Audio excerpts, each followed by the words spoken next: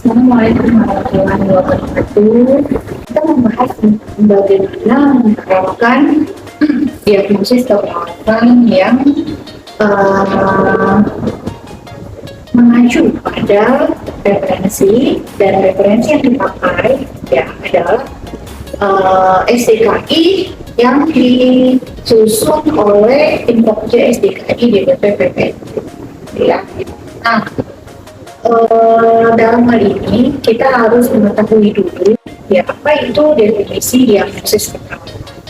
Apa pentingnya, kenapa seorang perawat itu harus memiliki kemampuan dalam mendiagnosis keperawatan. Ya, jadi diagnosis keperawatan itu sendiri adalah penilaian klinis mengenai respon klien terhadap masalah kesehatan atau proses kehidupan yang dialaminya, baik yang berlangsung aktual maupun potensial. Ya, jadi penilaian klinis ini dilihat dari dua aspek, yaitu aspek masalah kesehatan yang dia alami dan juga atau ya di sini digarisbawahi proses kehidupan yang dialami, baik yang berlangsung aktual ya atau dia bisa terjadi maupun potensial. Jadi terjadi kemungkinan di masa mendatang. Nah, tujuan dari ditegakkan diagnosis keperawatan adalah untuk mengidentifikasi respon klien, baik itu individu, keluarga, dan komunitas terhadap situasi yang berkaitan dengan kesehatan. Jadi di sini tujuan dari diagnosis itu adalah kita bisa mengidentifikasi respon klien tersebut.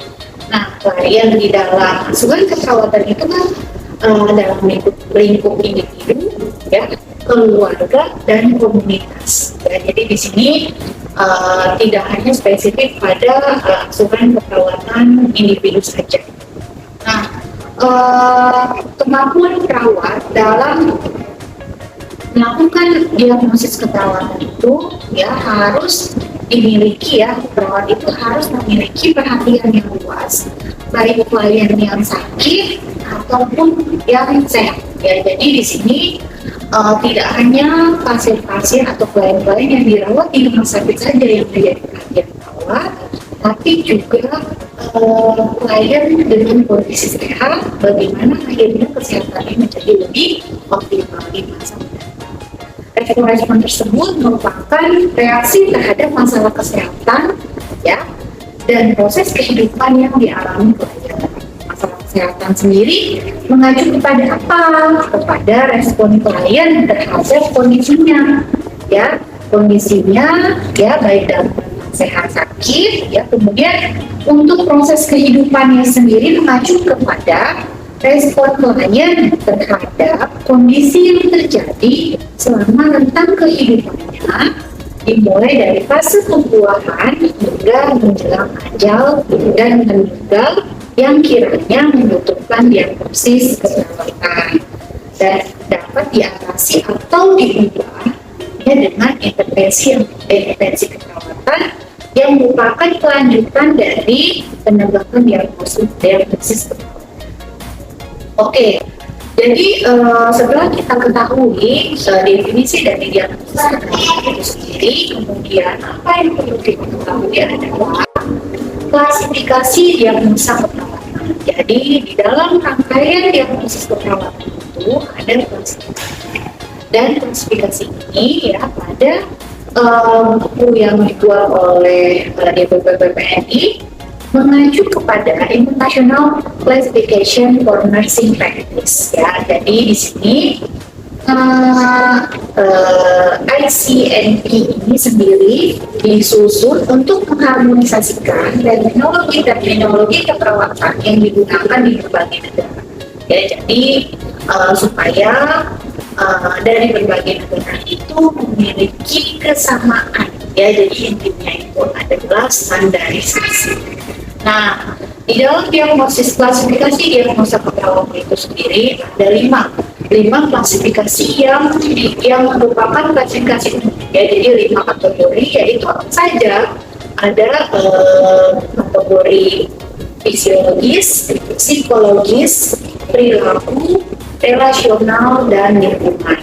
Nah, di dalam kategori-kategori di diagnosis keperawatan ada subkategori untuk masing-masing. Ya, jadi mahasiswa bisa lihat di sini ya, di dalam kategori-kategorinya ya untuk masing-masing itu memandu dalam menegakkan diagnosis ya. Untuk fisiologi sendiri ada subkategori respirasi, sirkulasi, nutrisi dan cairan, eliminasi, aktivitas dan istirahat, neurosensori dan reproduksi seksualitas. Untuk psikologi sendiri ada nyeri penyimpanan, integritas ego, pertumbuhan dan perkembangan. Untuk perilaku terdapat kebersihan diri, penyuluhan dan pembelajaran. Relasional itu terdapat interaksi sosial dan lingkungan, terdapat keamanan dan proteksi. Ya. Nah, setelah kita ketahui bagaimana atau gambaran dari klasifikasi diagnosis keperawatan, ya kita juga harus mengetahui jenis dari diagnosa keperawatan supaya kita bisa tepat dalam menentukan ini aktual yang terjadi saat itu menjadi benar dirasakan oleh pasien kita atau diagnosis potensial gitu ya, yang merupakan gambaran adanya keinginan dan motivasi klien dalam meningkatkan kondisi kesehatan. Ya, jadi jenis diagnosa keperawatan sendiri ada dua jenis ya, diagnosis negatif dan diagnosis positif. Nah, untuk diagnosis negatif itu terdiri dari diagnosis aktual dan resiko. Kalau positif itu adalah diagnosa ya, promosi kesehatan.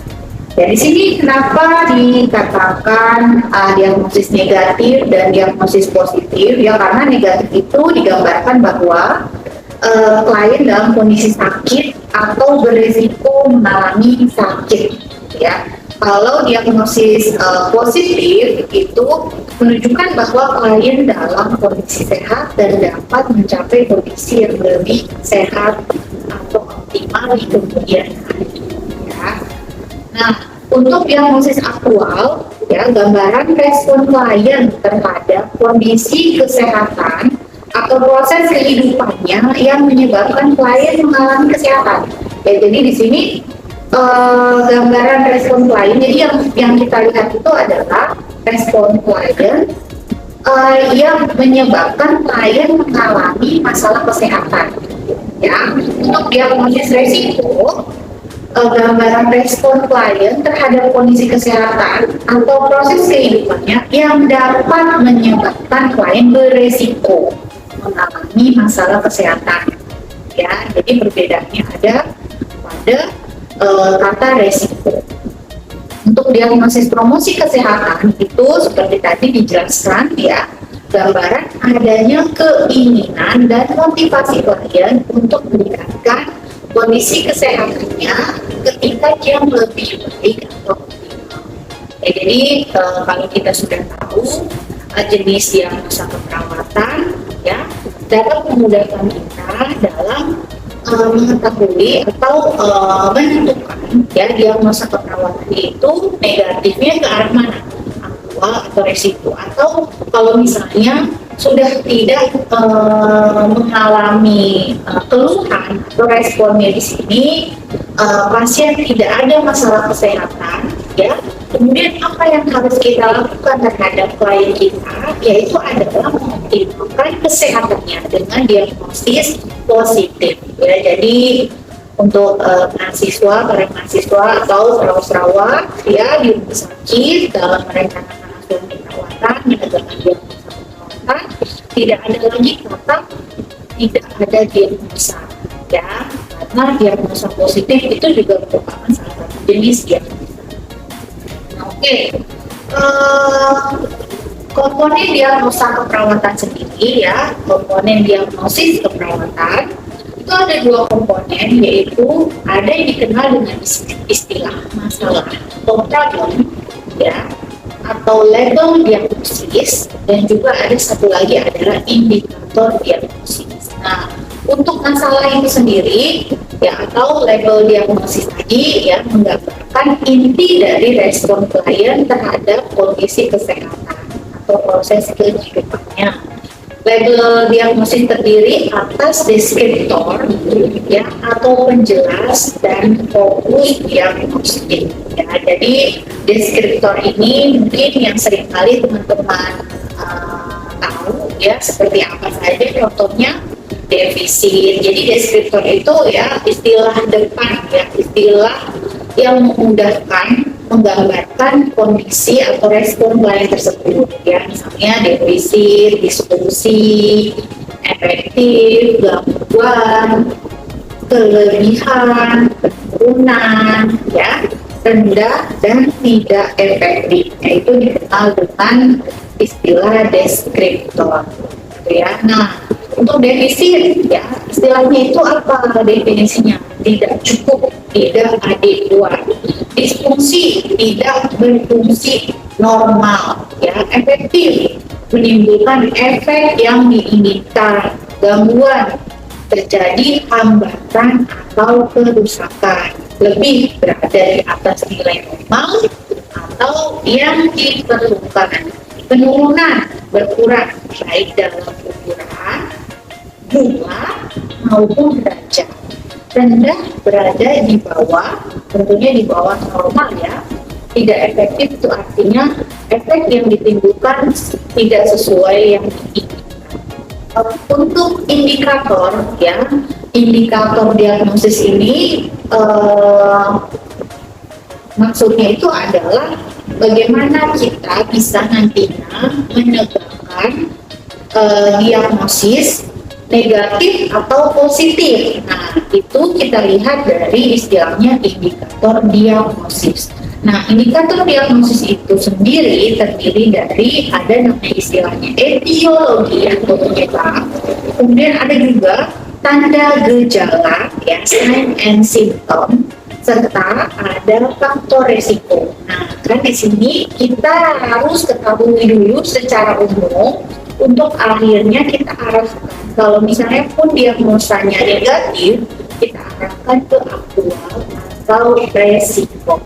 Nah, kemudian di sini untuk diagnosa aktual ya, indikatornya itu adalah tanda penyebab dan kemudian sign and symptom, tanda gejala untuk aktual ya. Jadi aktual itu dua ya, ada etiologinya penyebabnya kita harus ketahui dan juga tanda gejala sign and symptomnya harus kita dapatkan ya, semuanya ya sesuai dengan standar yang dibutuhkan dari masing-masing diagnosanya.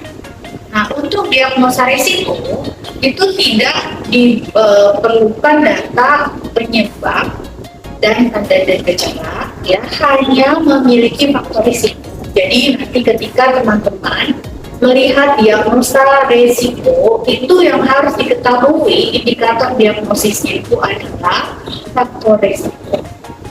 Nah, pada diagnosis promosi kesehatan hanya memiliki tanda gejala yang menunjukkan kesiapan klien untuk mencapai kondisi yang lebih optimal ya.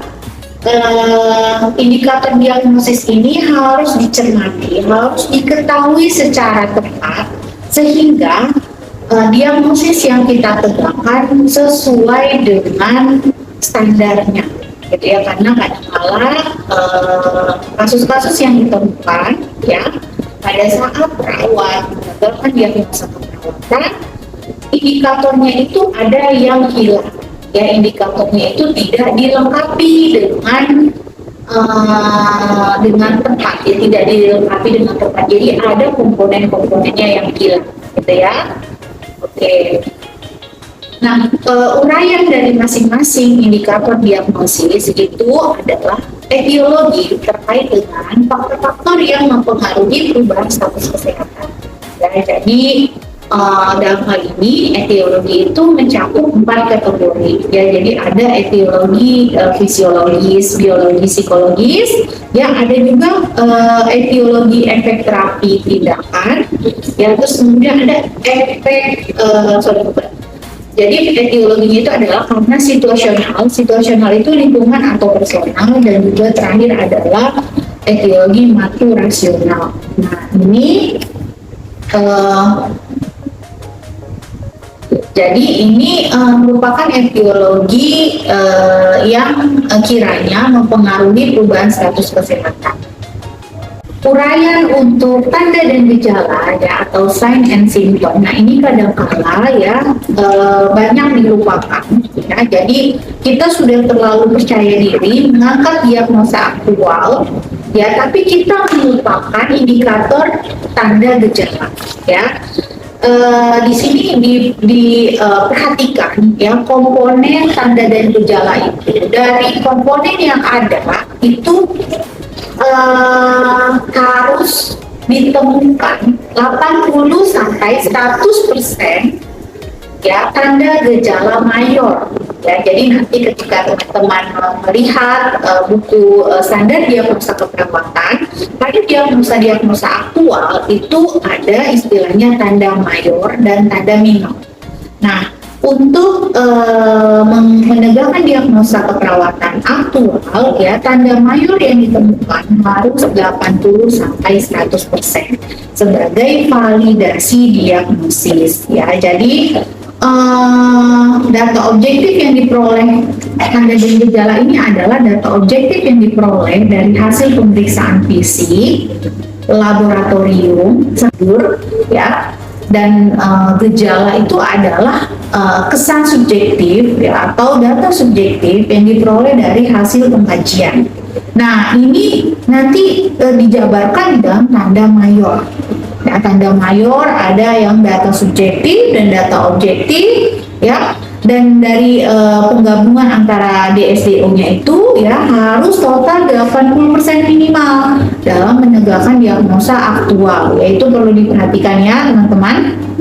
Nah, untuk tanda dan gejala minor itu adalah tanda gejala yang tidak harus ditemukan, namun jika ditemukan itu bisa mendukung penegakan diagnosis. Ya, jadi buat tambahan data ya dalam menguatkan diagnosis yang kita tegakkan ya. Untuk faktor resiko sendiri ya, pada diagnosis resiko itu kondisi atau situasi yang dapat meningkatkan kerentanan klien ya. Jadi di sini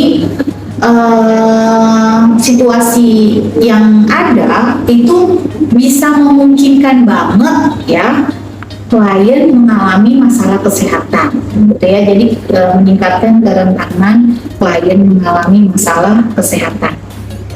Nah, proses penegakan diagnosis bagaimana ya dalam melihat masalah kesehatan atau respon klien kita ya, apa yang harus kita lakukan nih gitu kan ya. Kadang-kadang kan seketika sudah ketemu pasien itu kita kayak ngeblank gitu, apa yang harus kita lakukan nih.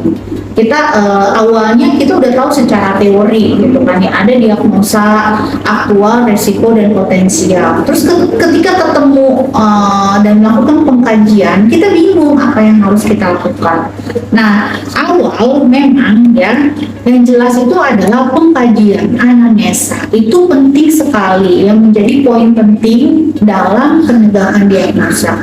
Karena ya pengkajian itu sendiri, data-data yang didapatkan itu menjadi modal kita ya dalam melakukan analisa ya. Ketika data-data penting ya yang tadi udah kita dapatkan di dalam proses pengkajian keperawatan, kita langsung melakukan compare data ya. Compare data, kalau namanya compare itu kan artinya kita membandingkan data yang ada ya. Nah, kita bandingkan dengan apa? Dengan data normalnya ya, nilai normalnya gitu ya. Jadi data pasien tersebut yang kita bandingkan dengan data normal.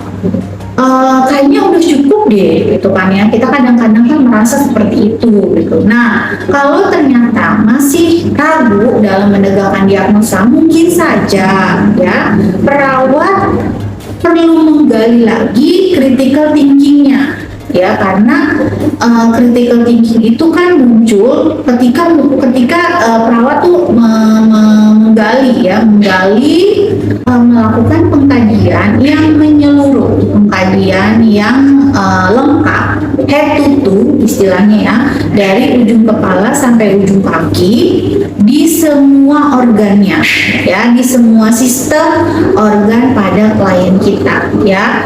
Dari data-data yang kita dapatkan melalui pengkajian lengkap tadi ya, kita bandingkan data yang ada dengan data normalnya ya. Itu adalah awal mula dalam proses penegakan diagnosa keperawatan ya. Setelah itu apa yang kita lakukan? Kelompokan data ya. Kelompokan data ini itu bagian dari analisa data ya. Kelompokan data ini maksudnya mengarah kemana? Bisa mengarah kepada kategori tadi ya, kategori yang 5 kategori: fisiologi, psikologis, perilaku, relasional, lingkungan. Itu sangat memudahkan kita dalam mengarahkan subkategorinya ya. Nah, kelompokan data, kemudian setelah itu kita identifikasi masalahnya. Masalah yang mau diangkat itu mengarah ke apa? Diagnosa negatif atau diagnosa positif ya. Berdasarkan dari indikator diagnosa yang tadi ya, indikator diagnosa, etiologi, tanda gejala, serta faktor risiko ya. Setelah kita pastikan untuk diagnosa aktual itu tanda gejalanya harus ditemukan minimal 80% dan ditemukan pada pasien kita ya, tanda mayornya itu 80%, maka kita bisa menegakkan diagnosa aktual ya. Jadi teman-teman gak usah ragu-ragu ya, yang penting komponen tanda mayor pada diagnosa aktual itu 80% ada pada klien kita ya. Nah, kalau tidak ditemukan bagaimana Bu? Kalau tidak ditemukan, kita arahkan kepada faktor resiko atau diagnosa resiko gitu ya. Kita temukan faktor risikonya ya, kondisi atau situasi yang dapat meningkatkan kerentanan klien dalam masalah kesehatannya. Itu yang harus kita temukan ya di standar diagnosis. Untuk diagnosa risiko itu udah ada alternatif faktor risikonya, sehingga kita bisa lihat kira-kira klien kita ini arahnya faktor risiko yang mana ya. Kemudian kalau ternyata tidak ditemukan masalah aktual, masalah risiko, kita bisa alternatif terakhir, menentukan alternatif terakhir untuk diagnosa pasien kita, klien kita itu adalah masalah dalam diagnosis keperawatan positif ya, atau promosi kesehatan. Nah, setelah itu kita rumuskan diagnosanya ya. Di dalam buku SDKI itu ditetapkan bahwa ya, untuk diagnosa aktual masalah keperawatan tadi disandingkan atau dipadukan dengan etiologi, kemudian ditambahkan tanda gejala yang muncul. Ya, ini kadang-kadang mahasiswa lupa ya, lupa menambahkan tanda gejala ya.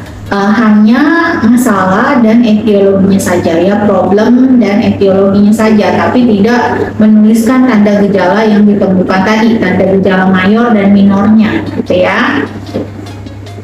Penulisannya itu masalah berhubungan dengan penyebab ya, dibuktikan dengan, nah begitu ya, jadi ada DD istilahnya, dibuktikan dengan tanda gejala yang ditemukan. Untuk perumusan diagnosa risiko, penulisannya itu adalah masalah ya, kemudian dilanjutkan dengan dibuktikan dengan faktor resikonya ya. Jadi untuk diagnosa risiko, masalah dibuktikan dengan faktor resikonya. Untuk diagnosa promosi kesehatan, masalah dibuktikan dengan tanda gejala yang ditemukan berdasarkan masalah promosi kesehatan ya, diagnosa promosi kesehatan. Nah, jadi proses penegakan diagnosa ini pada dasarnya itu ya terdiri dari 3 langkah ya. 3 langkah ini jadi perawat ya, mahasiswa khususnya ya, karena seringkali ini terjadi miss data gitu kan ya, miss data lebih banyak ya kasus-kasus di lapangan itu karena di awal ya dalam analisa data ini ditemukan ada data yang kurang ya buat perawat-perawat baru atau mahasiswa-mahasiswa yang belum mahir dalam menegakkan diagnosa. Biasanya kesalahannya itu dalam membandingkan nilai normal dengan nilai data atau nilai atau data yang ditemukan pada pasien gitu ya. Nah itu juga ditemukan ya buat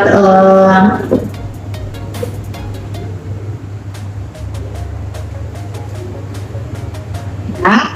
Pada perawat yang telah berpengalaman, proses ini dapat dilakukan secara simultan. Ya, jadi pada perawat-perawat yang sudah sering ya atau sudah cukup mahir dalam menegakkan diagnosa, ini langkah-langkah ini sebenarnya tidak ajak gitu, maksudnya tidak baku, tidak kaku gitu ya. Jadi ini bisa dilakukan secara simultan ya, secara secara otomatis gitu kan ya. Oh ini arahnya ke sini, oh ini arahnya ke sini gitu ya. Jadi sudah terbiasa dalam menegakkan diagnosa gitu ya. Langkah-langkahnya ini jadi udah otomatis gitu ya, bisa berjalan ya, bisa dilakukan oleh perawat tersebut. Namun pada perawat yang belum memiliki pengalaman yang memadai, perlu adanya exercise ya, latihan-latihan yang sering dalam menerima kasus atau melakukan pengkajian kasus, kemudian menegakkan diagnosa, membuka-buka buku standar diagnosa ya, sehingga hafal ya tanda mayor untuk masing-masing diagnosa aktual yang sering muncul atau sering dialami oleh pasien di rumah sakit. Jadi nggak bolak-balik membuka buku gitu ya, sehingga kita tuh bisa cepat dalam menegakkan diagnosa pasien tersebut ya. Oke, cukup sekian materi tentang standar diagnosa keperawatan Indonesia ya. Tunggu video selanjutnya yang merupakan rangkaian dari materi ini ya, yaitu adalah video standar intervensi keperawatan dan standar luaran keperawatan. Oke, terima kasih. Assalamualaikum warahmatullahi wabarakatuh.